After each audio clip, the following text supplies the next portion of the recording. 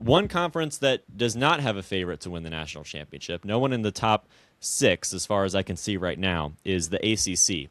And it's a conference that almost missed the college football playoff entirely, got Miami in, and then Miami ended up in the national championship game. And there are very many parallel universes where Miami wins that national championship game.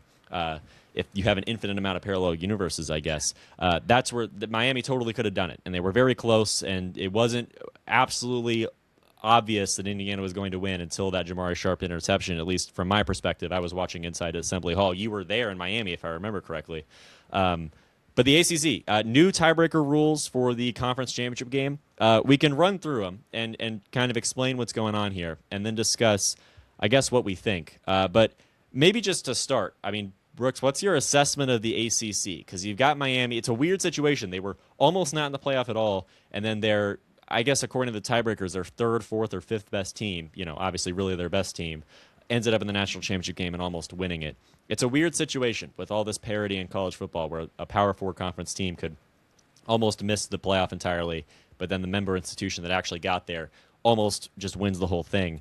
What's the ACC looking like in 2026? There's a lot of new faces. You look at James Franklin. There's a lot of potential contenders in the conference, and we don't know how many are contenders in the nation. What do you think of that group as a whole there on the East Coast? Well, I would put Miami, like you've mentioned, in their own separate category above the rest of the ACC in terms of talent and actual ability to win the national championship. They bring in the most recruits. They probably have the best roster. They have Darian Mensah coming over from Duke to be their quarterback. I think they have a lot of talent across the board, but also, like you mentioned, they were 6 points shy of winning a national championship in their own home building. So Miami, they're looking to get back, and I think that they are probably the best team in the ACC. Right behind that, it's every man for themselves in terms of, everybody just duking it out for that number 2 spot. I really like SMU in the ACC. I really like, obviously that's crazy to even say SMU in the ACC. Just me, a college football traditionalist. I've been watching college football, 8 a.m. to the West Coast game since I was, 2012, 2013, very young, and SMU being in the ACC, Cal and Stanford being in the ACC is still just so weird to me. But SMU is right there. I really like Georgia Tech, Alberto Mendoza, and obviously Brent Key, what he's been able to do there. There's a lot of just fun teams in the ACC, just not a lot of teams I think could actually make a run in the college football playoff other than Miami. I think Miami's in a league of their own, and if they can get to the ACC championship game, because obviously they didn't last year, I think it's their conference to lose. Absolutely. Yeah, you make a good point about that conference expansion. I'm sure you know what I'm talking about. Those little miniature helmets that you can buy when packs with the conferences. I have all of them, at least all of the Power Five. The Power Five conferences from 8 years ago. I have them all, and I think my most prized possession that you just reminded me of, that's probably in a box in the attic, is the Pac-12 conference helmets. I have a white one and a silver one. I miss the Pac-12 a great deal. But you make a good point about the ACC. Miami is minus 135 to win the conference, favored against the field to win the conference in the ACC. So certainly it'd be surprising if they weren't able to do it or were able to get to that conference championship game. The ACC conference championship race. Oh, there we go. That's exactly what I'm talking about. Well done. Yeah, I have do you have the them all entire too? the Ohio State one is just the closest to me. I have the entire Big Ten and SEC just on my desk right here.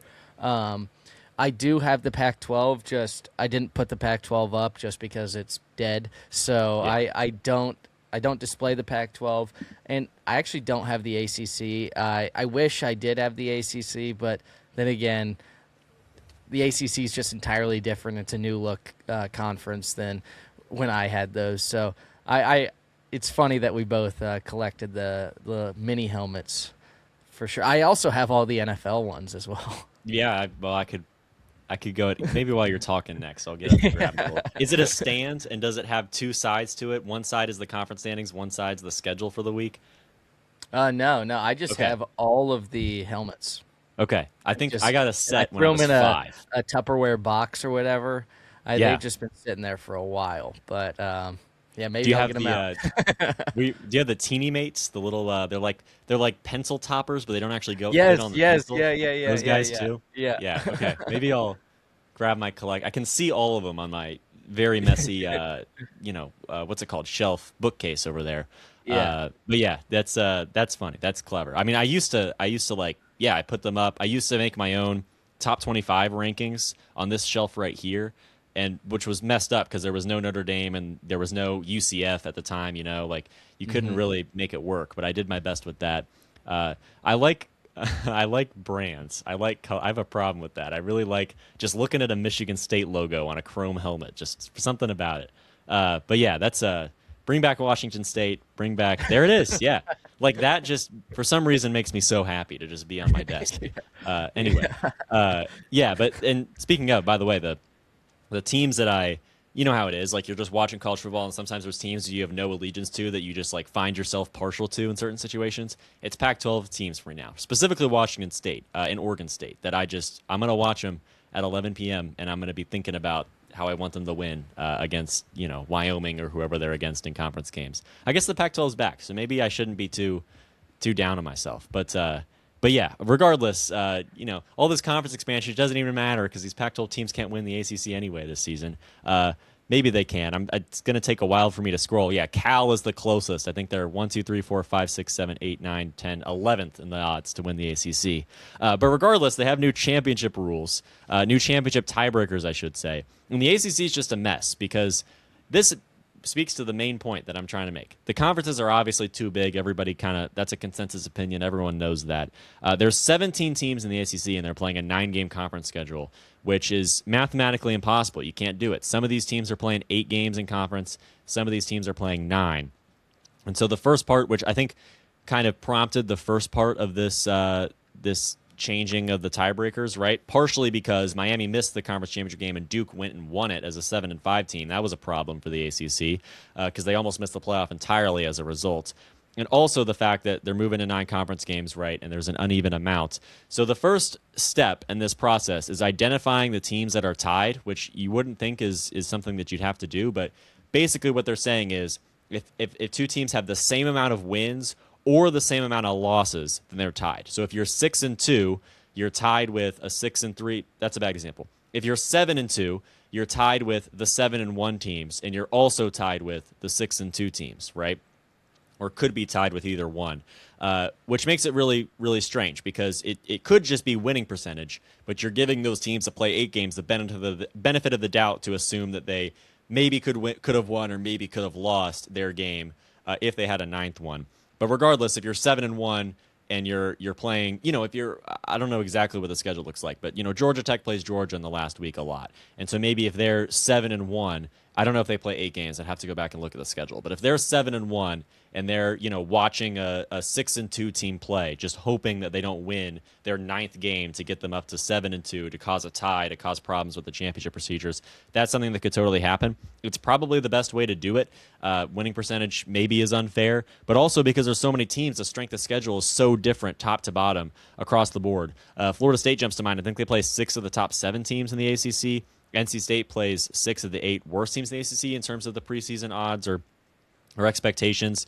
So it's really tricky. And then the most important point is that after head-to-head, instead of going to, strength of schedule within the conference, which is how Duke was able to beat out Miami, you go to the Sports Source resume rankings, the body of work rankings, which is one of the factors that the College Football Playoff Committee uses.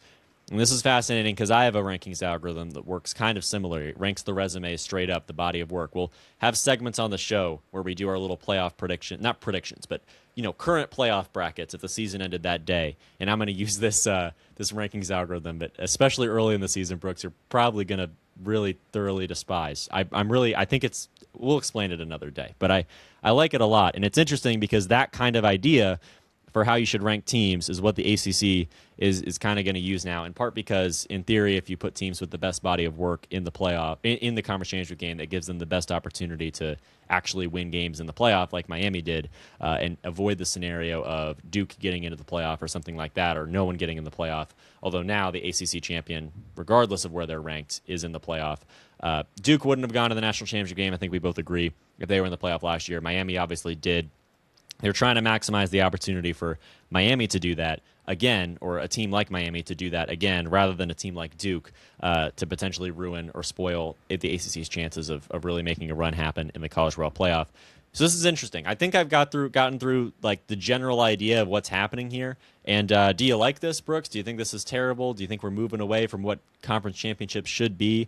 Does it even matter? Are we going to eradicate conference championships anyway in a couple of years? What do you think of these new ACC tiebreakers that prioritize the overall body of work more than just straight up wins and losses in the conference in certain tiebreaker situations?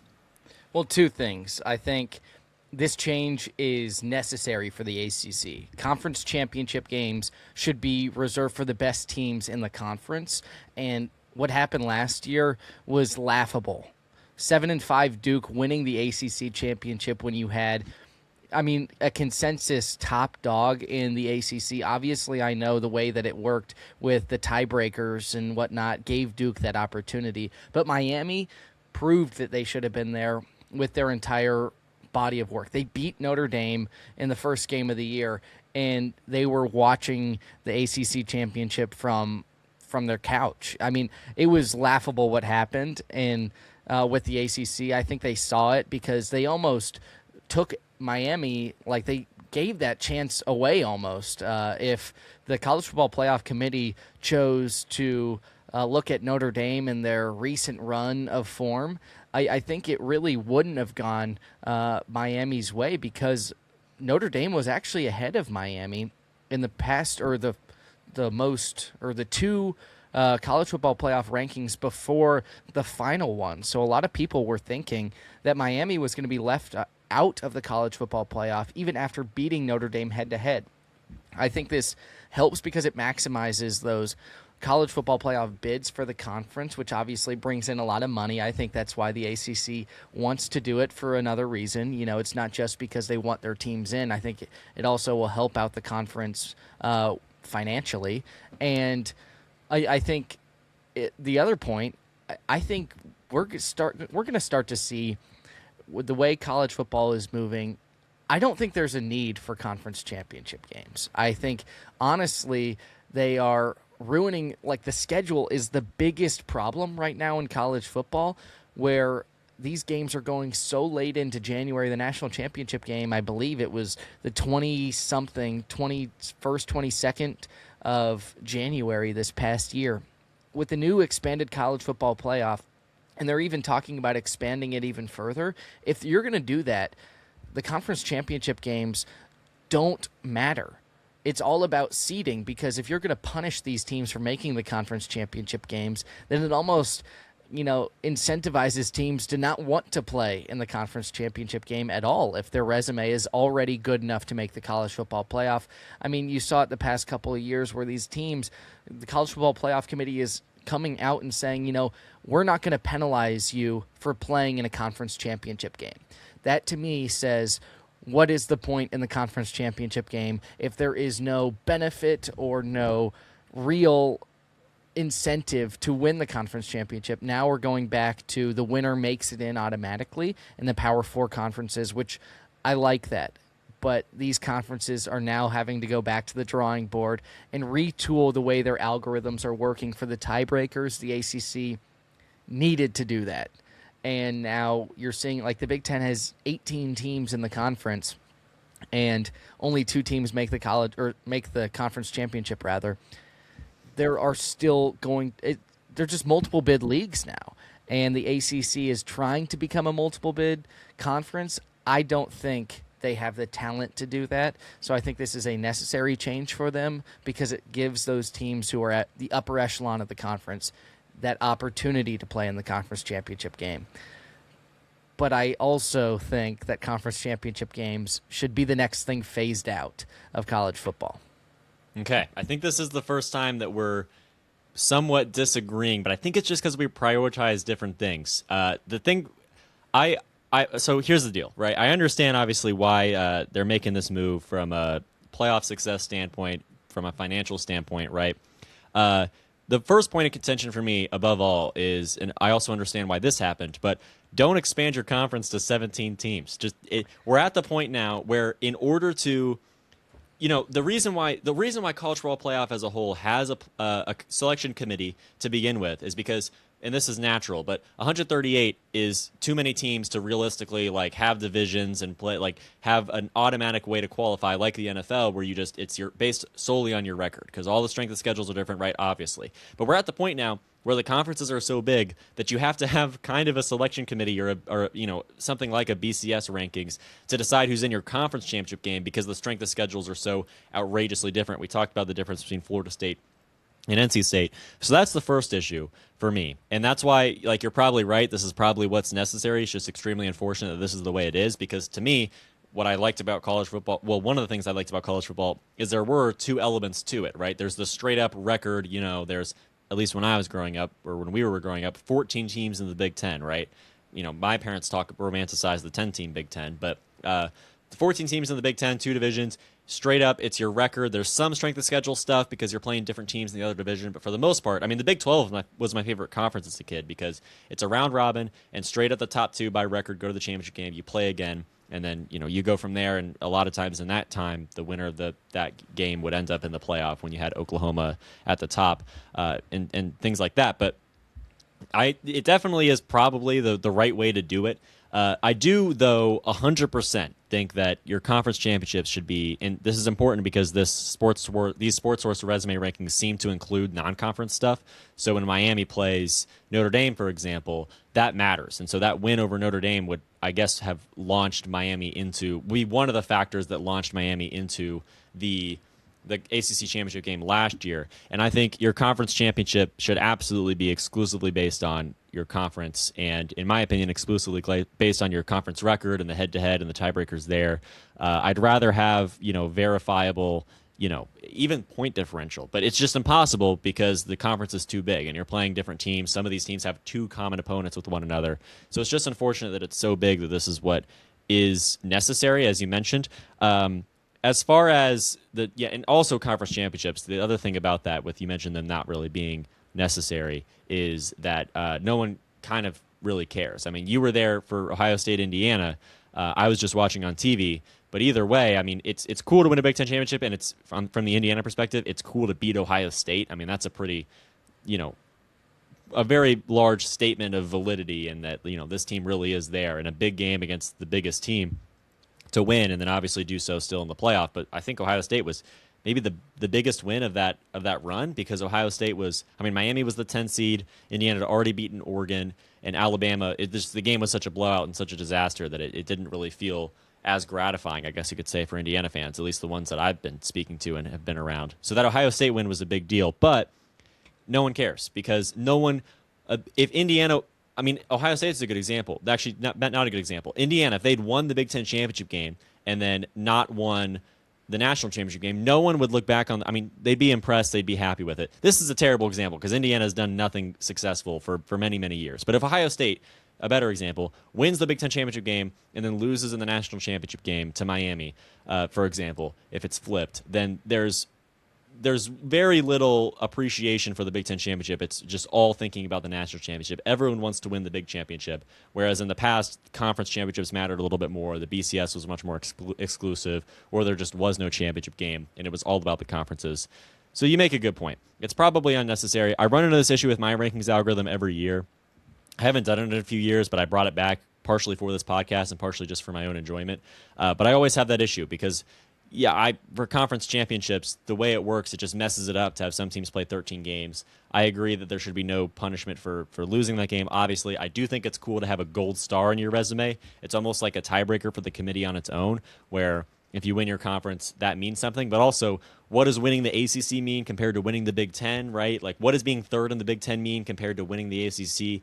It's really tricky. There's no equality across the board with those conferences, which is okay. It's the way college football is.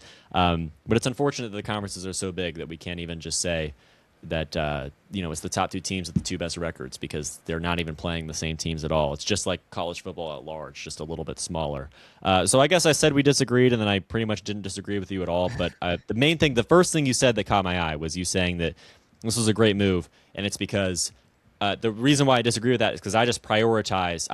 I'm so resume focused and I'm so results focused. I think there should be no power ratings, no predictive metrics in the playoff selection process or any evaluation of deciding which teams should qualify for anything, which is why this is kind of weird to me, and why if the ACC had 10 teams or 12 teams, I would despise this, because I don't think that Miami, just because Miami beat Notre Dame out of conference or probably has a better roster or is more likely to go to the playoff, they didn't, under the rules last year, they didn't deserve to be in the ACC championship game because win your conference games, right? Like, obviously it was a tie, but if Miami just wins one more, then everything's fine. There's no issue.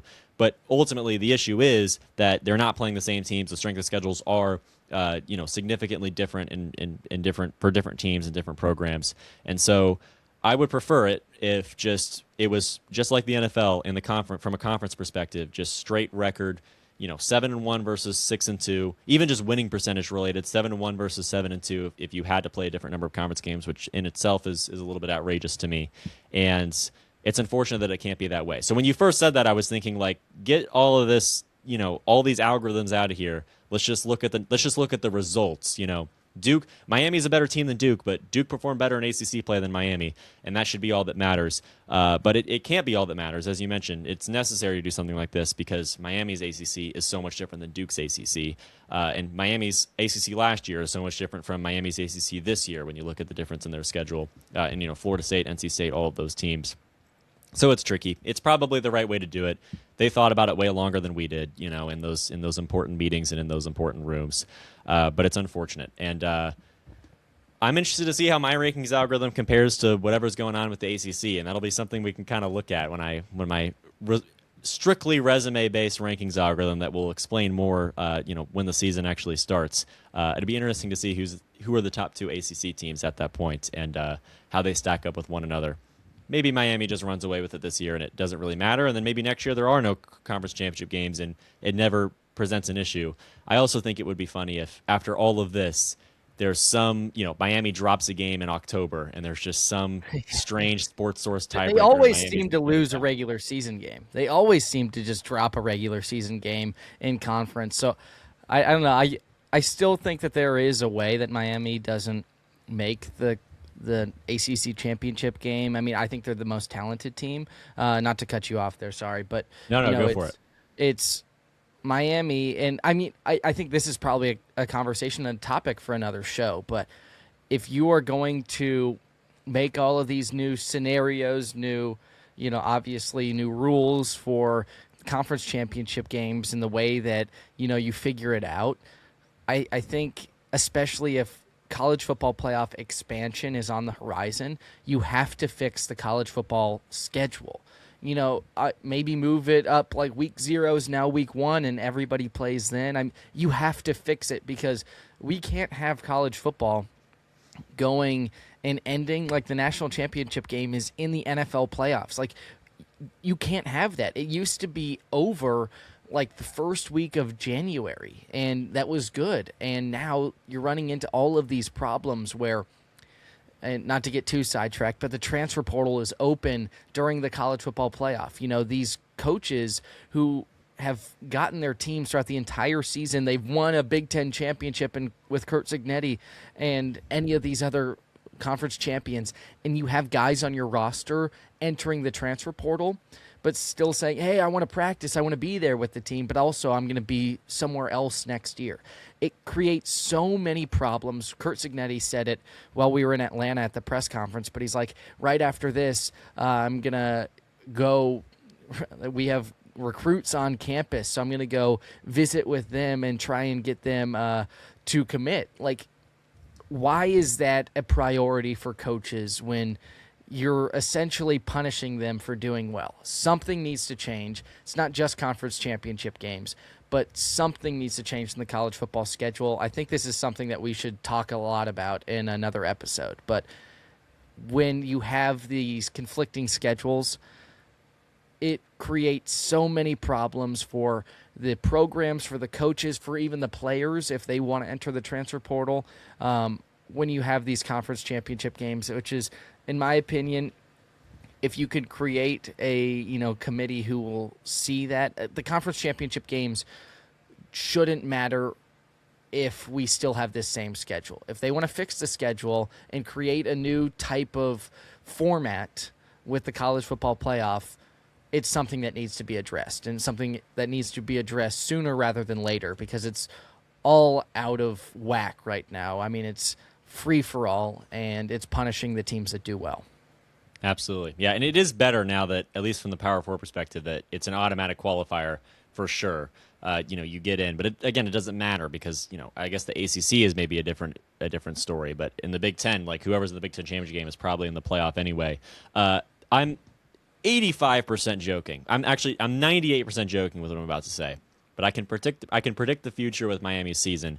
They're going to lose at Wake Forest. They're going to lose to Virginia Tech. They're going to be 7-2, and then a 6-2 team is going to somehow in the algorithm find a way to get that second spot in the ACC championship game instead of Miami.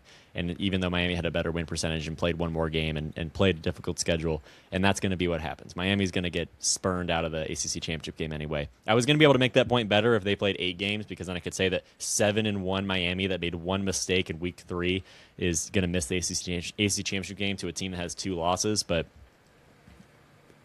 they have 9 games, so I couldn't make that point quite as well. But we'll see how it plays out. The ACC will be interesting. I'm not going to take it seriously at all with the championship race. It's just because I agree. I don't think anyone else is going to the playoff besides Miami. So let's see if Miami can squander their opportunity to take the ACC's automatic bid, and that'll be the only storyline out of the ACC. As far as the playoff goes, I really like Louisville. I like Virginia. You mentioned different teams even. You mentioned SMU, obviously Virginia Tech too. There's some teams in the ACC I'm excited to see. Georgia Tech, Alberto Mendoza, that's something real as well. And so there's some teams that'll be fun to watch in the ACC, but it's more of a not in the playoff sort of perspective there. There's a better way to word that. But regardless, you make a good point about the schedule. Maybe that can be our national segment, our C block segment next week. And as we get ready for Big Ten Media Days, where we'll certainly have plenty to discuss at that point.